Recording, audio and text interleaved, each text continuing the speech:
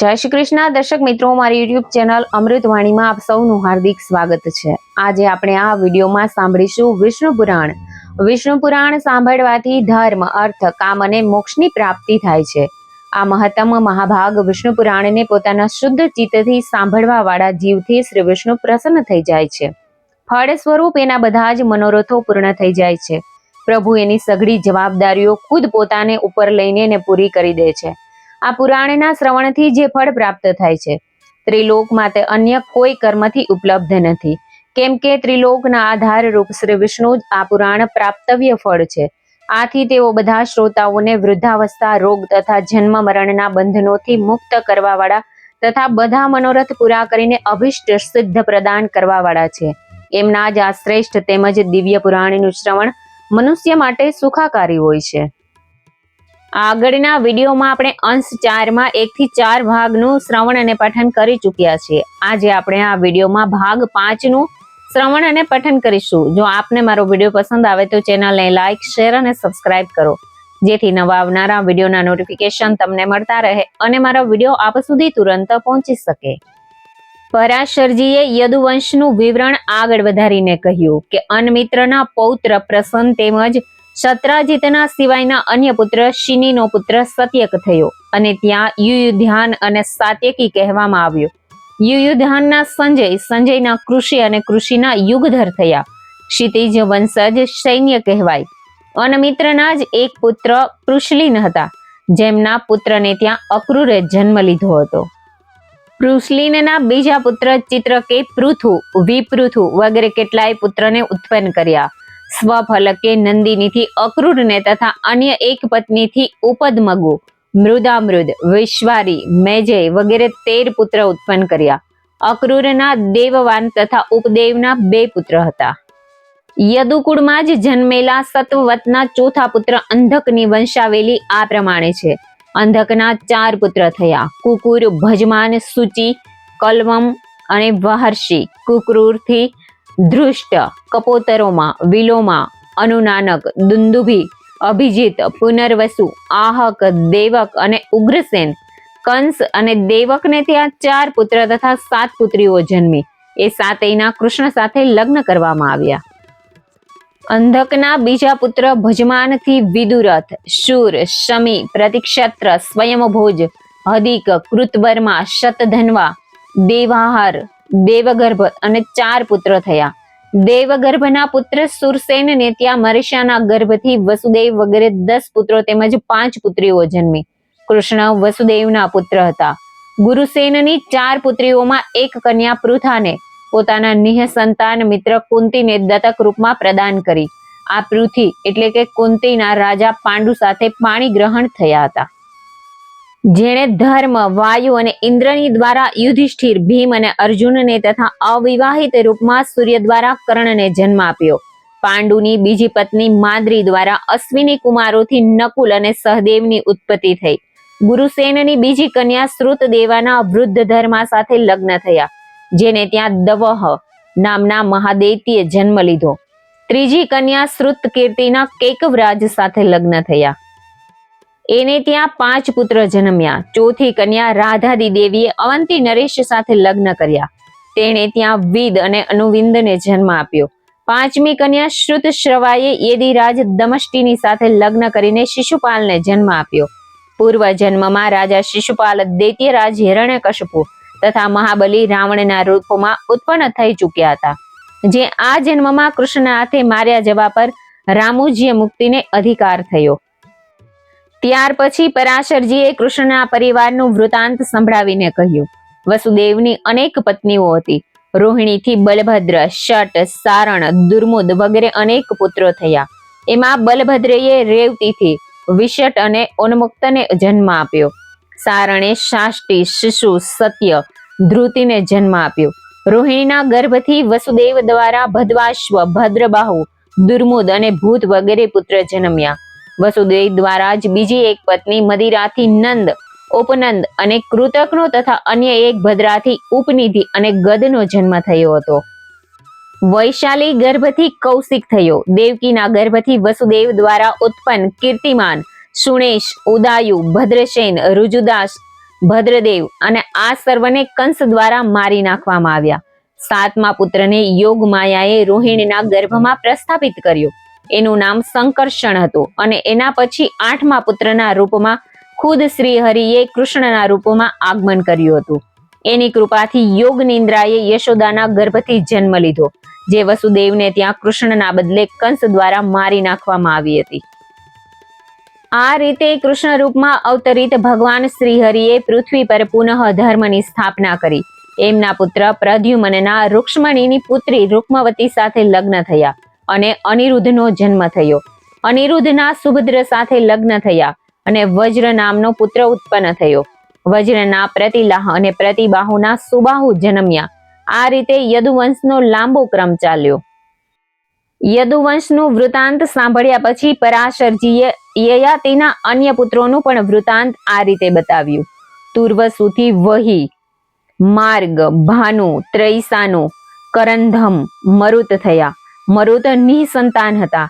એમણે પુરુવંશીય દુષ્યંતને પુત્રના રૂપમાં ગોદ લીધો, જેનાથી તુર્વસુનો વંશ પુરુવંશમાં સમાઈ ગયો. અયાતિના 3જા પુત્ર દહ્યુ, બ્રહ્મુ, સેતુઆરણ્ય, ધર્મ, ધ્રુત, દુર્દુમ, પ્રચેતા, શતધર્મ જન્મ્યા. 4થા પુત્ર અને અનુના પુત્ર થયા ક્ષમાનલ, ચક્ષુ, પરમેશુ, સમાનલક્ષી, કાળાનલ, સંજય, પુંજ્ય, જન્મેજય, મહાશાલ, મહામશા, ઉશિન્નર તથા તિક્ષુષુ નામના 2 પુત્ર થયા. ઉશિનરના શિવી, નૃગ્નર, કૃમિ અને વર્ય નામના 5 પુત્ર થયા. તિતિક્ષથી ઋષદ્રાક્ષ, હેમ, સુતપા અને બલિનો જન્મ થયો. આગળ બલિની પત્નીથી દીર્ઘતમા નામના મુનિ દ્વારા અંગ, વંગ, કલિંગ, સુહ્ય અને પૌંડ નામના પુત્ર ઉત્પન્ન થયા. એમના અધિકૃત પ્રદેશ આ જ નામથી પ્રચલિત થઈ ગયા. અંગના વંશમાં અનાપાનથી દિવિરથ, ધર્મરથ, ચિત્રરવ, ચતુરાંગ અને પૃથુલાણ, ચંપ, હર્યંગ, ભદ્રરથ, બૃહત્કર્મા, વૃહત્મના, જયદ્રથ, વિજય, ધ્રુતિ, ધ્રુતવ્રત, મત્યકર્મથી અતિરથ થયા. અતિરથે કુંતી દ્વારા ત્યાજ્ય પુત્ર વસુસેનને પાડ્યો. તેને કર્ણના નામથી ઓળખવામાં આવ્યો. કર્ણથી વૃષસેન થયા. યુદ્ધમાં વસુસેન સંતાનહીન માર્યા જવાથી આ વંશ અહીં જ સમાપ્ત થઈ ગયો હતો. અયાતિના કનિષ્ઠ પુત્ર પુરુને ત્યાં જન્મજયનો જન્મ થયો. આગળ જન્મેજયી પ્રાચીનવાન, પ્રવીર, મનુષ્ય, ખભવદ, સુપુ, બહુગત, સંયાતિ, અહશાતિથી રૌદ્રાશ્વ થયા. રૌદ્રાશ્વથી 10 પુત્રો થયા. ઋતેશુ, શંડિલેતુ, કૃતેશુ, જલેલુ, ધર્મશુ, ધ્રુણેશુ, સ્થલેશુ, અન્નતેશુ તથા વનેશુ. એમાં જ્યેષ્ઠ પુત્ર ઋતશુના પુત્ર અતિનારના 3 પુત્ર મુમિત, અપ્રતિરથ તથા ધ્રુવ થયા. અપ્રતિરથનો એક પુત્ર કાણવના પુત્ર મેઘાજીતથી વંશજી ક્ષણ્યવાન બ્રાહ્મણ કહેવાયા અને ભરતે જન્મ લીધો. ભરતના નામ પરથી જ આ આર્યભૂમિ ભારત વર્ષ કહેવાય છે. ભરતની 3 પત્નીઓ હતી. એમાં 9 પુત્ર જન્મ્યા. એ બધા પુત્ર ભરતની અનુરૂપ ન હતા. તેથી કામનાથી ભરતે મરુત્સોમ યજ્ઞ કર્યો. યજ્ઞના ફળ સ્વરૂપ મરુદ ગણેને ભારદ્વાજ નામનો બાળક પુત્રના રૂપમાં પ્રદાન કર્યો. ભારદ્વાજના પુત્ર મન્યુથી વૃહક્ષત્રથી મહાવીર્ય, નર અને ગર્ગ વગેરે કેટલાય પુત્ર ઉત્પન્ન થયા. પરથી સંસ્કૃતિ અને સંસ્કૃતિથી ગુરુપ્રીતિ તેમજ રતિનો જન્મ થયો. ગર્ગથી શીતિનો જન્મ થયો. એમાંથી આ ક્ષત્રોપતિ બ્રાહ્મણ ગાર્ગ્ય અને સૈન્ય કહેવાયા. મહાવીર્યથી દુરક્ષય અને દુરક્ષયથી ત્રયામણી, પુષ્પકણ્ય અને કવિનો જન્મ થયો.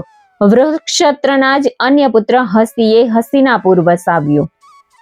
હસ્તીના 3 પુત્ર થયા, જેનું નામ અજમીઢ, દ્રિજમીઢ તથા પુરુમીઢ હતું.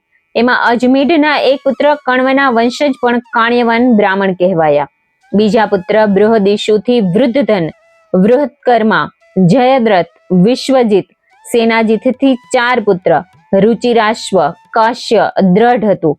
અને વત્સસહનું રુધિરાશ્વરથી પૃશિષ્ણ, પાર, નીલના 100 પુત્ર થયા.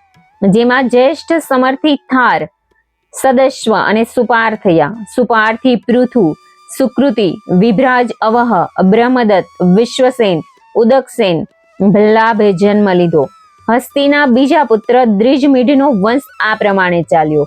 દ્વિજમીઢના પવિનરથી દૃષ્ટિમાન, સત્યધ્રુતિ, દ્રઢનેમી, સુપાશ્વ, સુમિતિ, સન્નતિમાનથી કૃત પેદા થયા. કૃતે હિરણ્યનાભ પાસેથી યોગ વિદ્યા શીખીને પ્રાચીન સામંગ શ્રુતિઓની 24 સંહિતાઓની રચના કરી. આ જ કૃતથી ઉગ્ર યુદ્ધ પેદા થયા.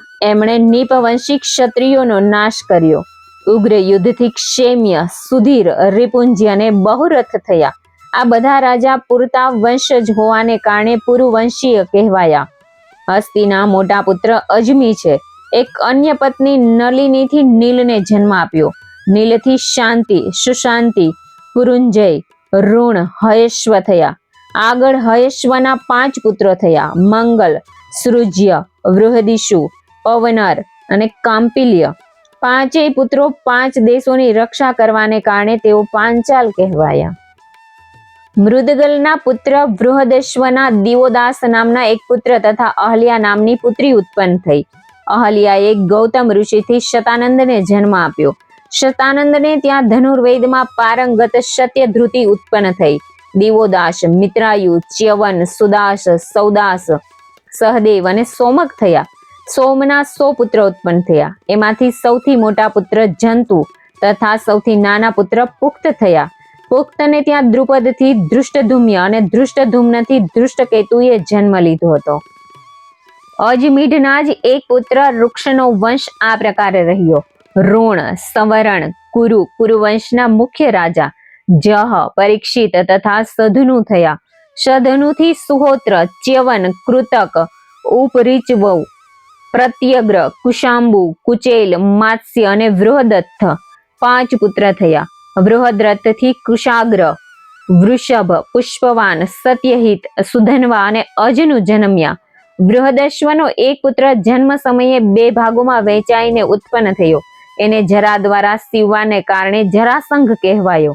જરાસંઘથી સહદેવ, સૌમ્ય, શ્રુતિશ્વા ઉત્પન્ન થયા હતા. કુરુના વંશના આગળ પરિચય આપીને પરાશરજીએ કહ્યું: કુરુના એક પુત્ર પરણિતને ત્યાં જન્મ જઈ શ્રુતસેન, ઉગ્રસેન તથા ભીમસેન પુત્રોએ જન્મ લીધો.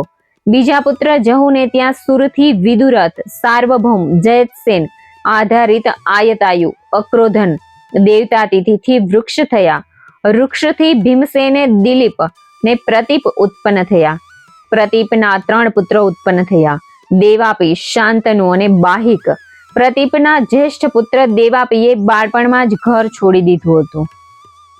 પરાશરજીએ બાહિફની વંશ પરંપરા આ રીતે વર્ણિત કરી: બાદીના પુત્ર સોમદત્તના 3 પુત્ર થયા: ભૂરી, બુરીશ્રવા તથા શલ્ય. શાંતનુના વંશનો વિસ્તાર આ પ્રકારે થયો હતો: શાંતનુએ ગંગાથી ભીષ્મ અને સત્યવતીથી ચિત્રાંગદ તેમજ વિચિત્ર વીર્ય 2 પુત્ર ઉત્પન્ન કર્યા. ચિત્રાંગદ સંતાનહીન અવસ્થામાં જ એક મૃગયાના સમયે ગંધર્વના હાથે માર્યો ગયો. વિચિત્ર વીર્ય ખુદ યક્ષમાનો રોગી હતો, આથી મરણ પામ્યો. હવે સત્યવતીના કહેવાથી કૃષ્ણદ્વૈપાયન વ્યાસે વિચિત્ર વીર્યની પત્ની સાથે સહશયન કરીને ધૃતરાષ્ટ્ર, પાંડુ અને વિદુરને જન્મ આપ્યો હતો.